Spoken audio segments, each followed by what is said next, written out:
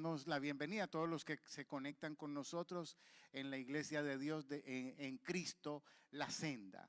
Le damos la bienvenida y le pedimos que tome su Biblia, que nos escuche, que siga la enseñanza que en este año vamos a estar dando sobre la historia. Y oramos pidiéndole a Dios comprender y afirmar la verdadera identidad de Cristo, su plenitud, su divinidad, su humanidad, a la luz de la palabra de Dios. Vamos a ver, ayúdanos a entender la historia, a comprenderla y a aplicarla de la mejor manera. Aplicar correctamente lo que es, Señor mi Dios, todos la doctrina bíblica, no aquellas cosas dadas por los hombres. En algunas situaciones lo hicieron con buenas intenciones, pero nosotros los seres humanos nos equivocamos, interpretamos mal, entendemos mal, cometemos errores, pero nosotros estamos aquí buscando una palabra de Dios que es inerrante, que no se equivoca, y es esa la palabra que nos ayuda como una luz en medio de las tinieblas para ser guiados, ser bendecidos y poder llegar y cumplir con el propósito divino. Señor, ayúdanos en este día a que todos los que estamos aquí seamos motivados a defender nuestra fe bíblicamente, enfrentando las herejías, enfrentando las historias y filosofías modernas que a veces van en contra de la palabra de Dios. En esta noche te lo pedimos en el nombre del Señor. Amén. Ahora, durante la historia de la iglesia se reunían lo que se llaman los concilios, y esto eran reuniones de líderes de la iglesia cristiana, principalmente obispos, para definir las doctrinas, resolver conflictos teológicos y unificar la fe. Entendiendo que la iglesia nuevo testamentaria, que lo que conocemos como la iglesia primitiva de Hechos de los Apóstoles, se fue desarrollando. Al principio el Nuevo Testamento fue escrito por personas judías, solamente Lucas se conoce como gentil, pero todos fueron judíos. Una vez que la iglesia empieza a crecer, ya la historia y todos los escritos y todo esto ya fue no en manos de judíos, sino prácticamente, mayormente gentiles. Y ahí hay un conflicto porque empiezan a entrar ideas, filosofías, muchas veces basados en la Biblia, pero mal interpretados. Hasta el día de hoy, todavía hay muchas malas interpretaciones. La Biblia es perfecta. La traducción a veces no es perfecta porque los traductores no fueron inspirados por el Espíritu Santo. Los que escribieron la Biblia sí fueron inspirados por el Espíritu Santo.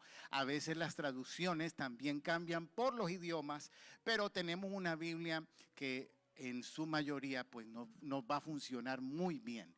Ahora, sin embargo, con la misma palabra hay unas malas interpretaciones. Pero vamos a hablar un poquito en el Concilio de Nicea, 325 después de Cristo, que afirmó la doctrina de la verdadera deidad de Cristo en contra de la enseñanza de Arrio. Arrio enseñaba que Jesús no es Dios por naturaleza, sino una criatura creada por Dios, superior a los humanos, pero inferior al Padre, negando la Trinidad. Esa era una doctrina de este hombre llamado Arrio, pero vamos a la Biblia. Yo voy a ir hablando de lo que ellos opinaban, pero nosotros vamos a ir a la Biblia, porque la verdad no es lo que opinan los teólogos, los reformadores, es lo que dice la Biblia. En algunos casos, algunas cosas que ellos dicen o que algunos de ellos dijeron fueron correctas porque están bien conforme a la Biblia, pero en algunas ocasiones son malas interpretaciones. Entonces, Mateo 28, 19 dice: por tanto, id y haced discípulos a todas las naciones, bautizándolos en el nombre del Padre, del Hijo y del Espíritu Santo. Y ahí se ponen al Padre, al Hijo y al Espíritu Santo en el mismo nivel. Muchos discuten de que la palabra Trinidad no está en la Biblia.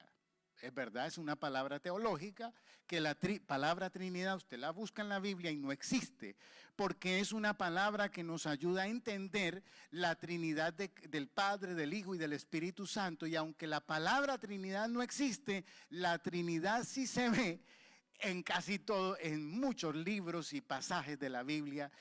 La semana pasada yo encontré la Trinidad en Apocalipsis capítulo 1, bien poderoso. Entonces está por ahí en todos lados regada la Trinidad. Pero bueno, aquí para que entendamos que Jesús no es superior a los hombres, pero inferior al Padre.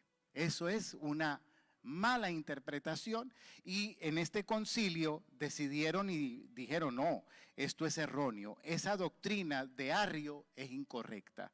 Entonces, ahora, la pregunta es: ¿cómo debemos de bautizar a las personas cuando las vamos a bautizar en el agua? ¿En el nombre de quién? ¿Del Padre? Ok.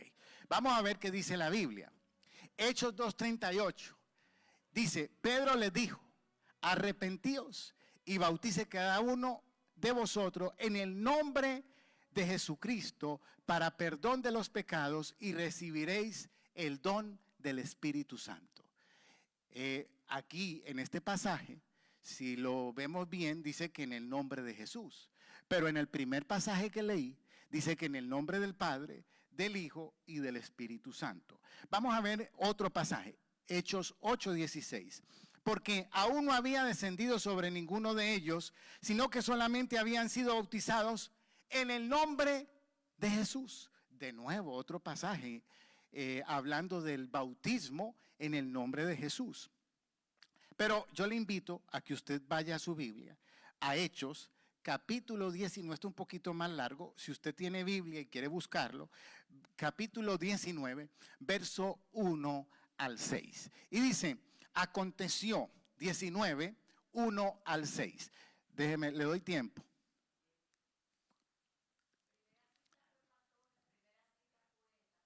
La primera Hechos, Mateo 28, 19. Hechos 2:38 y Hechos 8:16. Ahora vamos a Hechos 19:1-6. Dice: aconteció que entre tanto que Apolos estaba en Corinto, Pablo, después de recorrer las regiones superiores, vino a Éfeso, y hallando ciertos discípulos les dijo: ¿recibisteis el Espíritu Santo cuando creísteis? Y ellos dijeron: ni siquiera hemos oído si hay Espíritu Santo. Entonces dijo: ¿en qué pues fuisteis bautizados? Ellos dijeron: en el bautismo de Juan. Y dijo Pablo: Juan bautizó con un bautismo de arrepentimiento, diciendo al pueblo que creyesen en aquel que vendría después de él, esto es, en Jesús el Cristo. Cuando oyeron esto, fueron bautizados ¿en quién? En el nombre del Señor Jesús. Y habiéndoles impuesto a Pablo las manos, vino sobre ellos el Espíritu Santo, y hablaban en lenguas y profetizaban. Entonces, aparentemente, yo pudiera decirle con esos versos que debíamos de bautizar en el nombre de Jesús. Y de ahí sale la doctrina solo Jesús. Hay iglesias que se llaman así, y una de las características es que bautizan en aguas en el nombre de Jesús, no en el nombre del Padre, del Hijo y del Espíritu Santo, sino en el nombre de Jesús, usando estos versos que acabo de leer. Pregunta: ¿podría usted defender su doctrina? ¿Pudiera usted explicar cómo decirle a ellos: mira, es que es en el nombre del Padre, del Hijo y del Espíritu Santo, no en el nombre de Jesús? Usando la Biblia, porque no es decirle: no, es que yo creo así. Es que yo tengo que defender la palabra con la palabra. Entonces, ¿qué he encontrado yo? Que la iglesia, nosotros sabemos, yo creo que usted está seguro, que es en el nombre del Padre, del Hijo y del Espíritu Santo. Puede ser que dudó ahora un poquito por lo que yo le leí, probablemente. Pero a veces nosotros tenemos la verdad, sabemos la verdad, pero no cuando nos confrontan las personas que tienen una doctrina equivocada, ellos se preparan, aunque están equivocados, y después no podemos defender nuestra fe. Y ahí pasa que algunos que estaban en la iglesia hoy están metidos en otros lugares porque no conocían la verdad. Por eso, sí, hermana. Sí.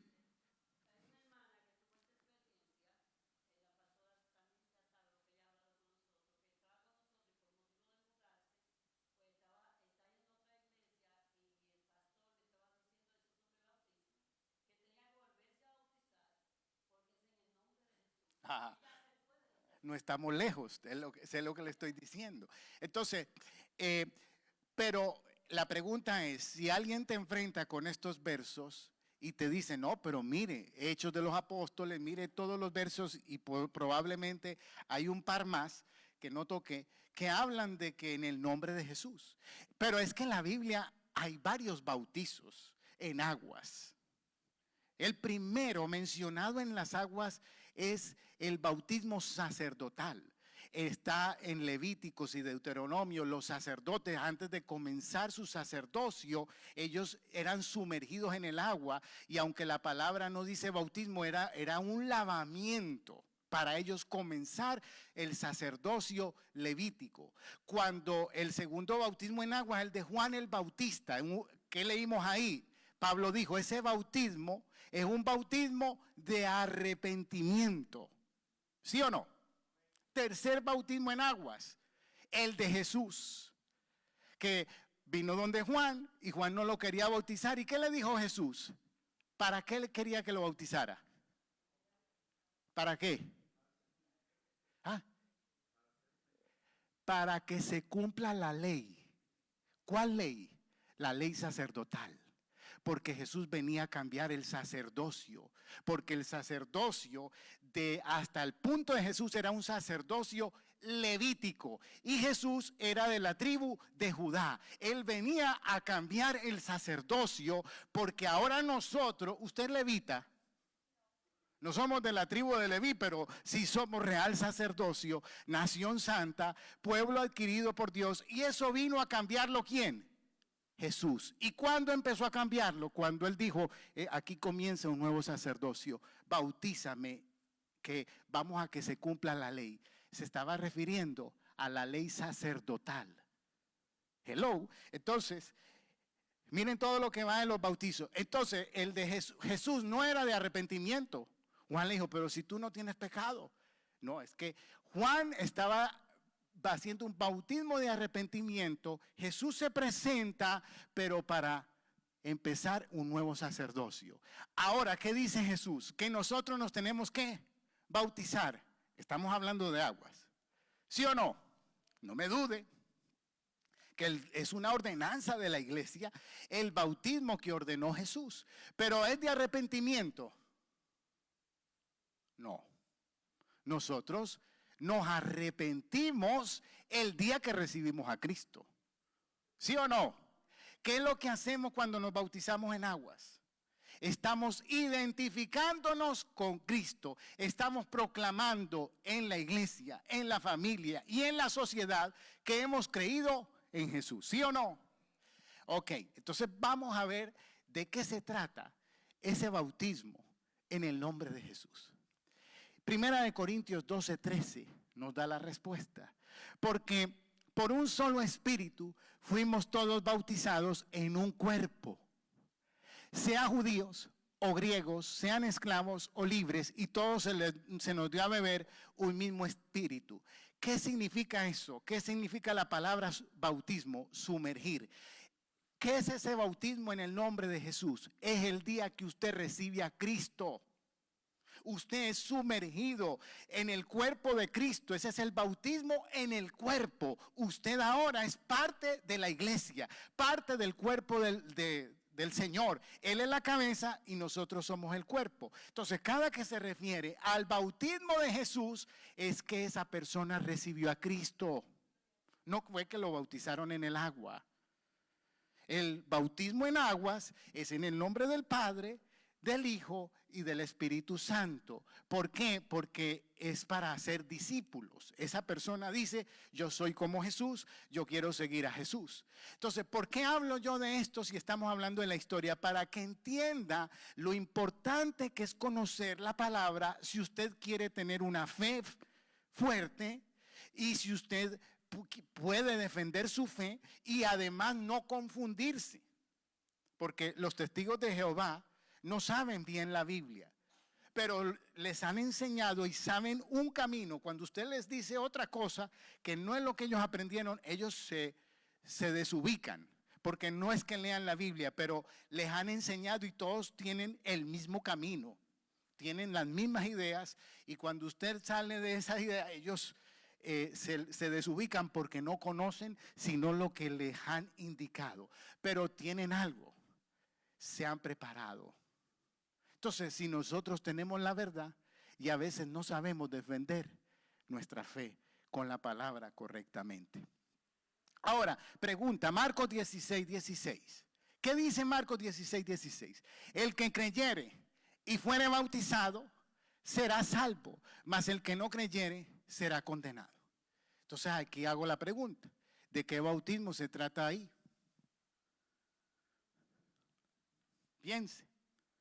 Dice, se lo repito, el que creyere y fuere bautizado será salvo, mas el que no creyere será condenado.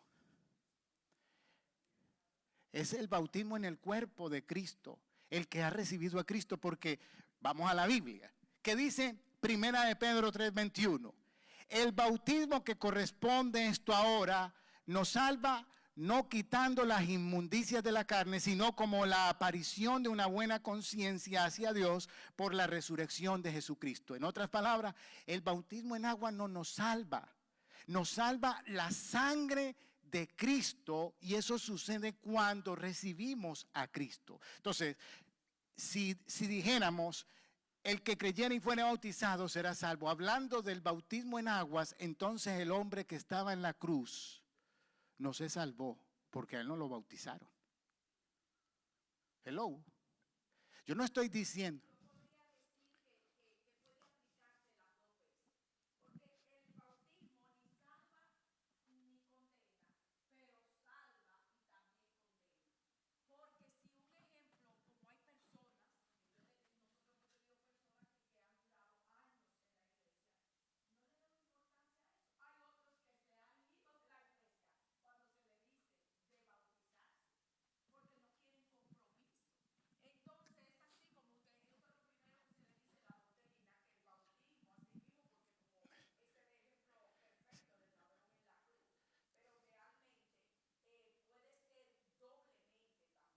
No, pastora, usted me gusta lo que está mencionando, porque puede que al yo explicar esto, pensarse que estoy desmeritando el bautismo en agua, y no es eso, porque hay dos ordenanzas que dio Jesús.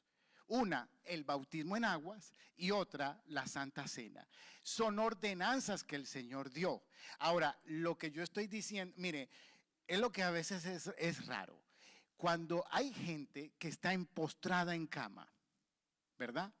Que están a punto de morir y reciben a Cristo y tienen inmediatamente el deseo de que los bauticen en el agua y los meten en esa incomodidad, como sea, porque quieren bautizarse en el agua. Entonces, ¿cómo es lo que dice la pastora? Una persona por años en la iglesia y no se quiere bautizar.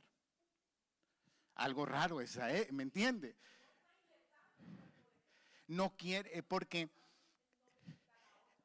eso es muy importante, porque es una ordenanza del Señor y es una identificación. Estoy diciendo públicamente que yo creo en Jesús, que soy su discípulo, que he creído en Él. Entonces eso sí tiene esa importancia.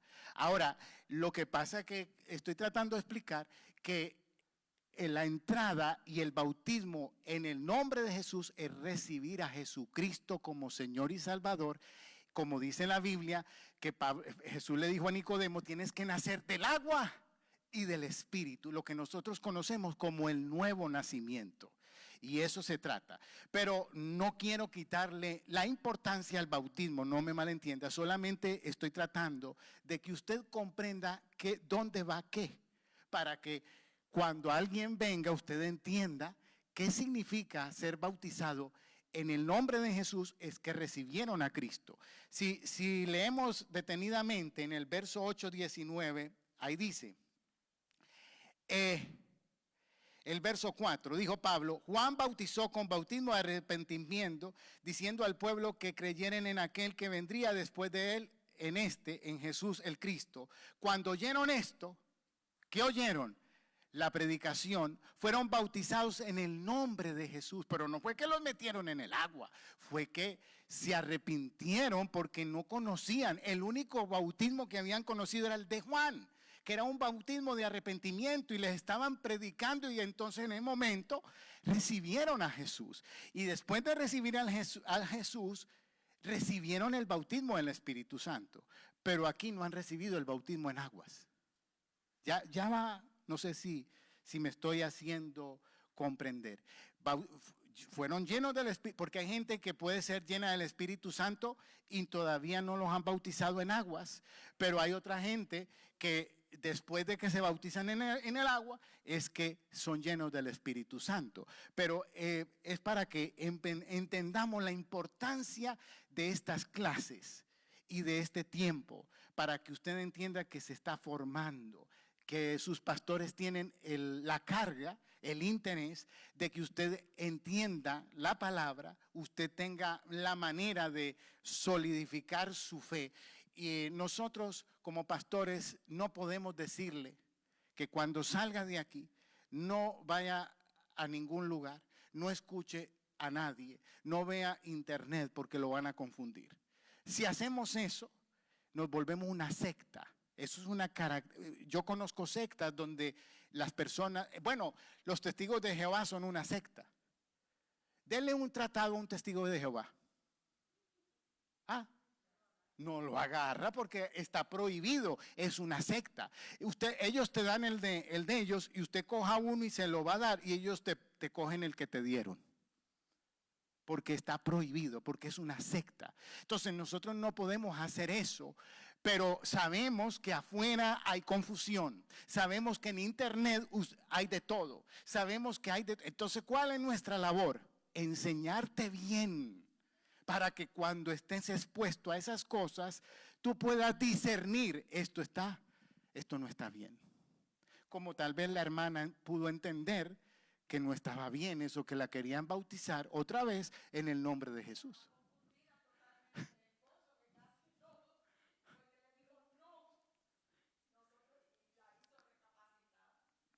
Entonces, es una realidad en la que estamos viviendo. Ahora, sí.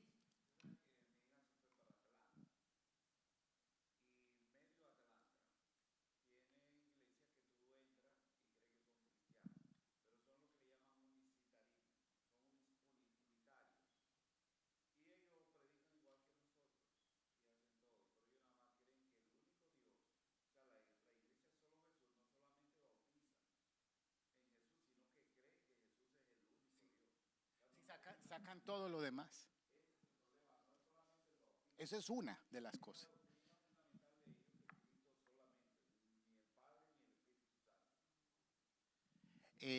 Yo creo que en una ocasión, yo no sé si mencioné esto, un pastor de Cuba que él ya no es, está retirado, pero en ese tiempo él era presbítero en Cuba de más de 50, 70, 80, eran muchas iglesias que él estaba a cargo en una organización en Cuba. Y esto me lo contó él. O sea, estoy hablando que una persona seria. Y él me lo contó, que cuando vino un día, en uno de sus viajes aquí, él fue a la Florida, lo invitaron a una iglesia a predicar. Y él predicó, dice que todo estaba normal en la iglesia, todo común y corriente. Pero que cuando terminó la iglesia, lo invitaron que iban para la piscina, que había una piscina ahí. Pero el problema era que todo el mundo se desnudó en la piscina, en la iglesia. Dígame. Entonces, pues yo le digo que hay cosas que él no sabía, ni, tú sabes, Dijo, ¿dónde me metí? Imagínate tú, llegar a una iglesia y te invitan y todo el mundo está desnudo. Él, no sé, creo que él se salió huyendo de ese lugar. Pero entiéndame que por eso esto es serio. O sea, Satanás no está jugando. Él quiere engañar. Él vino a matar, a hurtar, a destruir. Él es el padre de la mentira y del engaño. Entonces, sí es importante estar firme en la fe.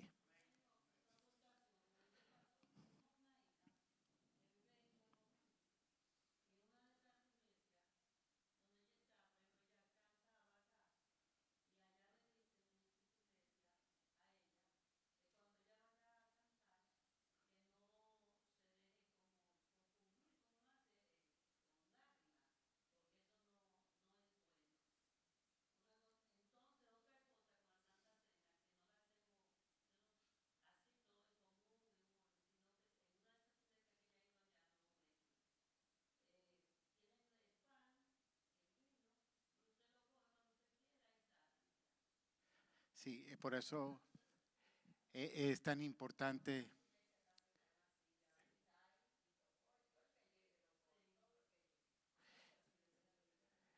Entonces, seguimos. En el primer concilio de Constantinopla, en el 381 después de Cristo, que afirmó la enseñanza de la real humanidad de Cristo en oposición a Apolinario. Apolinario sostenía que Jesús tenía un cuerpo humano, pero no una mente o una alma humana completa, sino que su logos divino reemplazaba la mente humana. En otras palabras, no estaba reconociendo la humanidad de Cristo en plenitud. Entonces, que Jesús no era plenamente divino, que su humanidad era incompleta. Entonces, ¿qué dice Filipenses 2:7? Sino que se despojó a sí mismo, tomando forma de siervo, hecho semejante a los hombres. Tenemos que comprender que Él era Dios, pero Él se hizo hombre en plenitud. O sea, a Él le dolía el sacrificio. Dice que fue tentado. La Biblia no dice que Dios no puede ser tentado por el mal, pero la Biblia dice que Jesús fue tentado en todo, pero sin pecado. ¿Por qué? Porque vino en forma humana, con dolor, con sentimientos, con todo lo que un humano representa, pero sin pecado. Macedonio, en el 330 al 390 después de Cristo, fue un arzobispo de Constantinopla, líder de macedonianismo, y él creó la doctrina que negaba la divinidad plena del Espíritu Santo. O sea, afirmando que el Espíritu Santo era una creación del Hijo y subordinado al Padre. Imagínense, por eso es que tenemos que entender y estas doctrinas se oyen de esta manera para nosotros, pero no dudo que en algunas congregaciones estén adoptando cosas como estas. Entonces, ¿qué pasa? ¿Dónde estaba el bautismo en agua? El Padre, el Hijo y el Espíritu Santo, poniéndolo al Espíritu en el mismo nivel. ¿Cuál es si el Espíritu Santo, como decía él, es inferior al Padre y es una creación del Hijo? Entonces, ¿por qué la Biblia dice que el pecado imperdonable es la blasfemia contra el Espíritu Santo? Entonces nos damos cuenta que, por eso le digo, vemos la idea, vemos la doctrina, pero al final tenemos que ir a la palabra, a ver qué es lo que la palabra dice, porque es ahí donde nos tenemos que sostener. Es esto. ¿Por qué cree usted que cuando empezaron a traducir la Biblia del latín, primero se tradujo al alemán? ¿Por qué cree usted que esa gente eran perseguidos y asesinados? Porque no querían que la palabra llegara y tuviera acceso a todo el mundo. Imagínense que yo solamente, estamos todos aquí y yo soy el pastor y yo tenemos Biblia y nadie más. ¿Qué significa eso? Y que nosotros tenemos control de todo. Entonces, vamos a enseñar de tal manera que nos convenga a nosotros y te vamos a manipular. Pero qué triste es que todos tenemos Biblia, pero algunos no la leen. Mire lo triste, porque eso es en aquel tiempo era que no se la dejaban leer y la gente quería, pero ahora todos tenemos y hay gente que no la lee. Los que no vinieron hoy, yo sé. Pero bueno, ¿cuál es? Seguimos. El concilio de Éfeso, 431 después de Cristo, afirmando la unidad de la persona de Cristo en contra de los nestorianos. Los nestorianos eran seguidores de Nestorio, patriarca de Constantinopla, cuya doctrina afirmaba que en Jesús había dos personas separadas, una humana y otra divina, en lugar de una sola persona con dos naturalezas. Pero ¿qué dice Juan? Que el verbo es Dios y que el verbo se hizo carne.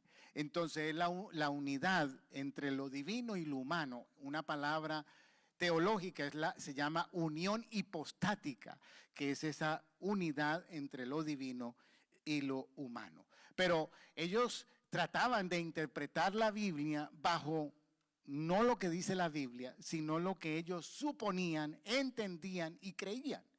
Entonces estos concilios se levantaban para decir, no, esa doctrina es equivocada. Esta de la que le acabo de, esa fue en el concilio de Éfeso. Después, sí, en el 431 después de Cristo. La de Nicea creo fue de las primeras, ¿no? Esa fue la primera. Entonces, luego vino el concilio de Calcedonia en el 451, que postuló la clara distinción entre la humanidad de Cristo y la naturaleza divina contra la posición de Eutico. Su doctrina afirmaba que Cristo tenía una sola naturaleza, la divina, y que su humanidad se absorbe en la divinidad, negando la verdadera distinción de la naturaleza humana. O sea que ahora estaba igual negando la humanidad del Señor. Entonces, en aquel tiempo se levanta la Iglesia Católica, Apostólica, Romana, que la palabra católica significa universal. Iglesia universal, católica es el nombre. Jesucristo, ellos dicen que Jesucristo, fundador y cabeza de la iglesia, fuente de salvación y revelación divina. Pero quiero decirle que, bueno, eso se lo menciono ahora. También dicen la Iglesia Católica que creen en la Biblia, pero también ponen al mismo nivel la tradición y la palabra de Dios escrita y la transmisión viva de la fe a través de la tradición, doctrina y moral. Creen en los sacramentos, medio visible de la gracia, especialmente la Eucaristía, que alimentan la vida espiritual. Y no sé cuántos han sido católicos en el pasado. Yo fui católico y lo que llaman ellos Eucaristía o misa es una ceremonia prácticamente repetida. Algunos sacerdotes mencionan algo o leen lo que les corresponde del día, pero prácticamente todo es una ceremonia repetida. Ahora, ellos creen que el Papa y la jerarquía, el Papa como sucesor de Pedro y los obispos como pastores garantizan la unidad, la enseñanza y gobierno de la iglesia. Entonces, el problema es que ponen la autoridad papal aún por encima de lo que dice la Escritura. O sea, que lo que diga el Papa vale más que lo que dice la palabra. Y es ahí donde viene el problema. Entonces, nosotros, ahí es donde viene Lutero con la Reforma, y se crea lo que conocemos como los protestantes. Porque Lutero empieza a escudriñar la Biblia y a darse cuenta que lo que están practicando dentro de la Iglesia Católica está muy lejos de lo que dice la Biblia. Y él coloca las 95 tesis en la puerta porque Lutero era un sacerdote católico. Pero encontrando la verdad, se rebela contra ese sistema y nace la Iglesia protestante, que de ahí venimos nosotros. Entonces, ¿qué pasa? Que la idea de nosotros como cristianos es que nuestra fe está basada en la palabra de Dios. Y por eso es que nos reunimos. ¿Y de qué predicamos? De la palabra. ¿Qué leemos? La palabra. ¿Qué escudriñamos? La palabra. ¿En qué creemos? En la palabra. Ese es nuestro fundamento. Esa es nuestra doctrina. Entonces, es muy importante que nuestro basamento esté ahí. Que lo que usted y yo creemos, que lo que usted y yo pensamos tiene que ver con lo que dice la Escritura. No es lo que a mí me parece, no es lo que el pastor se imagina, es lo que dice la palabra. Ahora, nosotros tenemos autoridad cuando nos vamos con la palabra. De ahí viene nuestra autoridad, de la palabra de Dios. Ahora, los protestantes, la Biblia es la única autoridad suprema en materia de fe y práctica. La salvación se recibe únicamente por la fe en Jesucristo, no por las obras. La salvación es un regalo de Dios por gracia, no por méritos humanos. Esto es cuando empieza Lutero a sacar esto, porque la Iglesia Católica estaba enseñando que la fe tenía que, es ahí donde ellos empiezan a que la gente pagara dinero para asegurar la salvación, para sacar un familiar del purgatorio y pasarlo del purgatorio al cielo por medio de la ofrenda, y es así donde se construyó lo que conocemos como el Vaticano. Ese lugar tan majestuoso fue con esta recolección de dinero. Pero, no sé, con todo respeto, a veces, perdónenme lo que le digo, yo sé que aquí no, pero cristianos o pastores a veces caen en lo mismo porque piden dinero por oración. Entonces, si tú das una ofrenda de 10, te hacen una oración de 10. Si das una ofrenda de 100, te hacen una oración más ungida. Y eso no es bíblico tampoco. Eso prácticamente es lo mismo, porque ¿dónde dice la Biblia que demos una ofrenda para que recibamos sanidad? Eso, Jesús murió en la cruz para llevarse nuestras enfermedades, pero usted quiere dar una ofrenda, quiere dar su diezmo, es una cosa, pero de que tenga que usted pagar para recibir un milagro de Dios, eso es prácticamente doctrina católica, apostólica, romana. Dígame, hermano.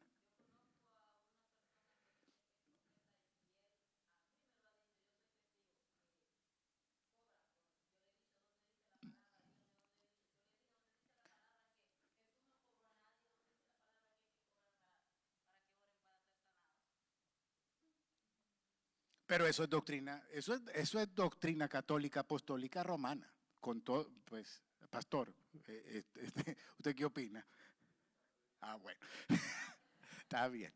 Pero es una doctrina equivocada. Ahora, si un pastor, un ministro, un hombre de Dios ora por ti, va a tu casa, te da una palabra, te siembra, te ayuda, y tú quieres darle una ofrenda voluntaria, eso no tiene problema.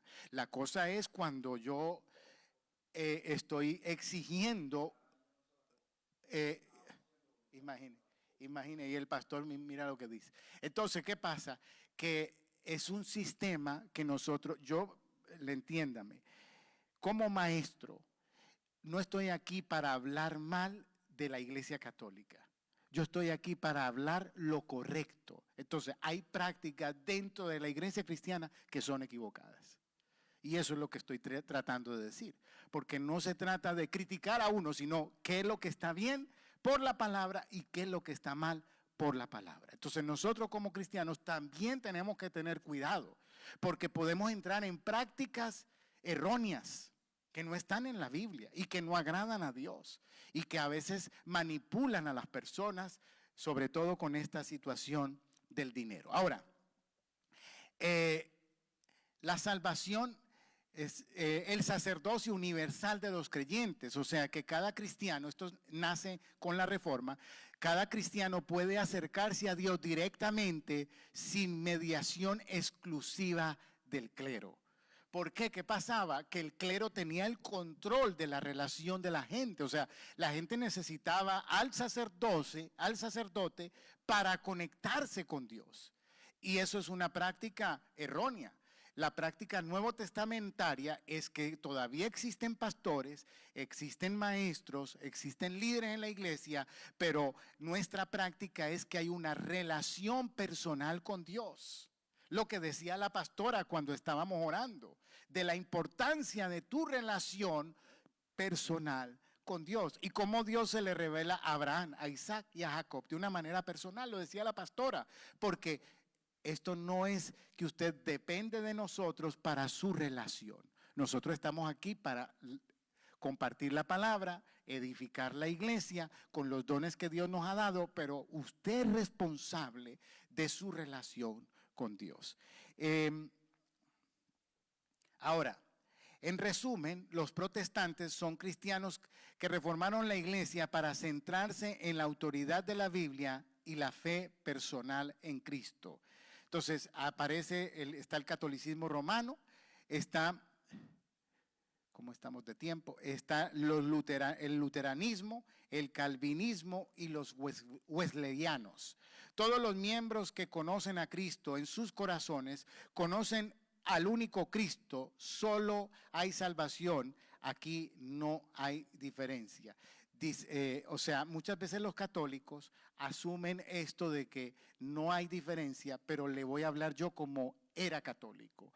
Y aunque buscaba del Señor, yo fui bautizado en las aguas de bebé, yo estudié en colegio católico, yo hice la primera comunión, la confirmación.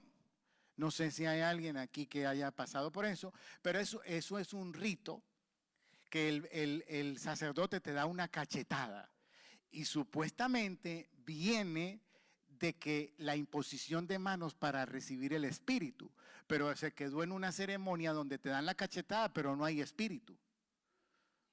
¿Me entiende?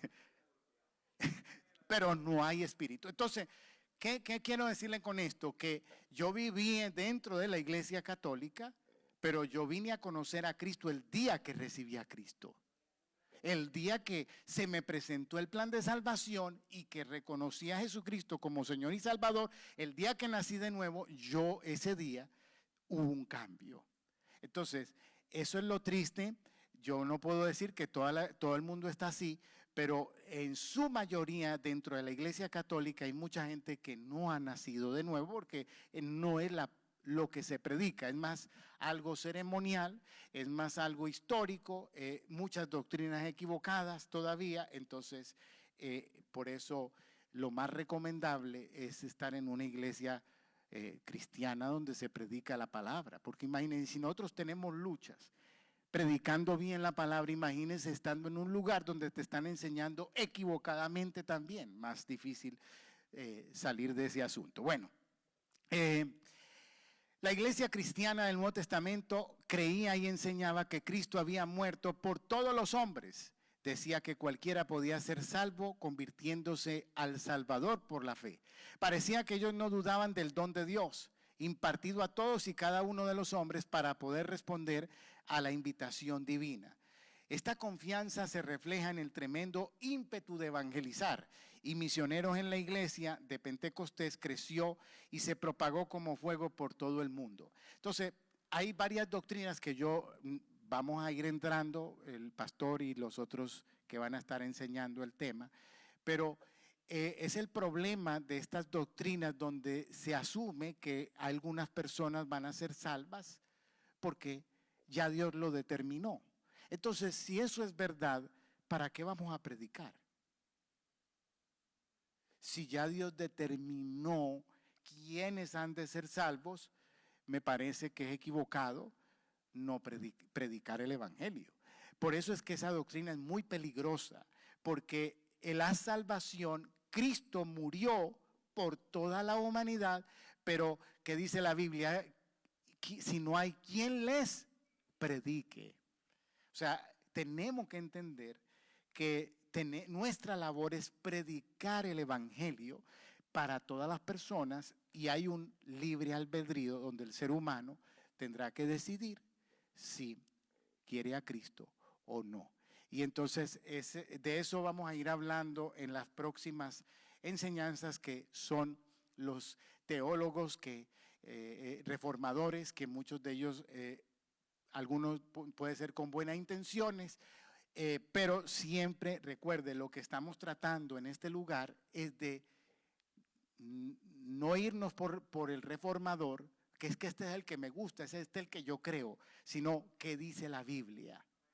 Es ahí donde tiene que estar nuestro fundamento. Y puede ser que algunas cosas estén bien, otras más o menos, y otras estén mal. Entonces, cuando yo abrazo a un reformador o a un teólogo, yo estoy abrazando también lo malo de él. Porque la Biblia no dice que ellos son inmutables, que son sin error. La palabra de Dios es la que es inerrante, y es ahí donde nos tenemos que pegar. El mismo Pablo tenía defectos, pero Pablo se volvió inerrante en el sentido de la escritura, porque el Espíritu Santo lo inspiró y escribió. Entonces eso es perfecto, pero Pablo no era perfecto. Pero lo que él escribió, inspirado por el Espíritu Santo, es lo que es perfecto. Entonces, estos hombres de Dios no eran perfectos, pero inspirados por el Espíritu Santo, lo que dejaron en la Escritura es perfecto, y eso es lo que tenemos que abrazar. Eso es lo que tenemos que recibir.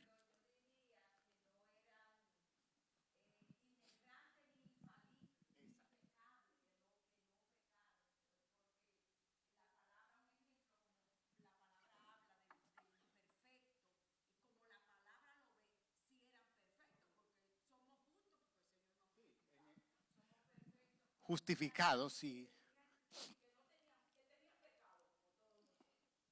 Pero me refiero a la importancia de pegarnos a la palabra por encima de las personas. Y pongo estos ejemplos, hasta aún los bíblicos, porque, por ejemplo, el salmista reconoce todas sus debilidades y sabemos su historia, pero ahí están los salmos. ¿Por qué? Porque los salmos fueron inspirados por el Espíritu de Dios y están escritos para nosotros. El salmista cometió muchos errores, pero el salmista se arrepintió, nos dejó ver todo esto, etcétera, etcétera. Lo mismo pasó con Salomón, pero ¿qué dijo él al final? El principio de la sabiduría es el temor de Jehová.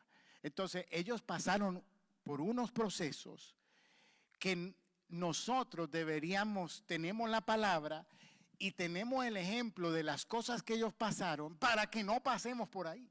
Por eso es que muchos de estos libros y Salomón, que cometió tantos errores, ¿por qué está ahí? ¿Por qué Dios permite mostrar esto? Porque nos está diciendo, no hagas eso, no cometas los errores que yo cometí.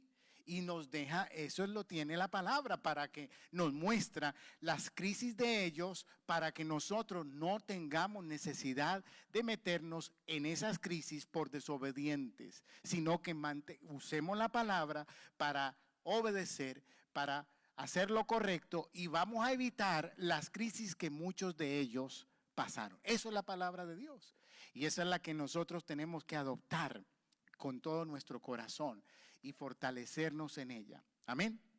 De manera que le damos gracias al Señor por esta noche, y bendecimos a todos los que se han conectado a través del internet, miembros de esta congregación, y aquellos que no son miembros pero que no se han conectado. También les bendecimos desde la distancia, y si no tienen una congregación aquí en La Senda, les esperamos con los brazos abiertos. Que Dios les bendiga a todos. Amén.